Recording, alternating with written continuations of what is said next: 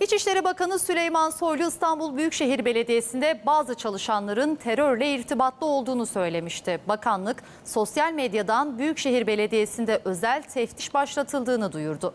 Kararı eleştiren İstanbul Büyükşehir Belediye Başkanı Ekrem İmamoğlu 86 bin yol arkadaşımın yanındayım, ezdirmem açıklaması yaptı.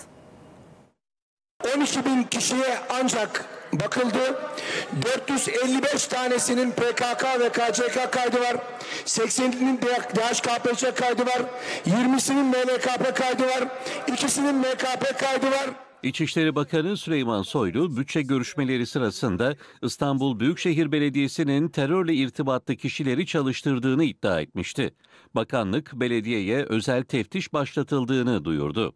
İstanbul Büyükşehir Belediyesi'ne DİAD referansıyla PKK terör örgütü irtibatlı ve iltisaklı kişilerin yerleştirildiğine yönelik İstanbul İl Jandarma Komutanlığı tarafından yapılan tespitler sonucunda İstanbul Cumhuriyet Başsavcılığınca hazırlanan iddianamedeki iddia ve tespitlerde bahse konu özel teftişin kapsamındadır.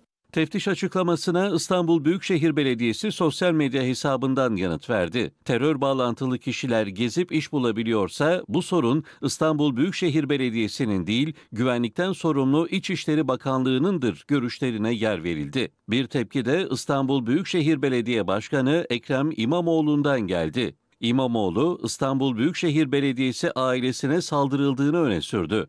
Saldıranlar karşısında beklenmedik bir birliktelik ve güç görecekler ifadesini kullandı.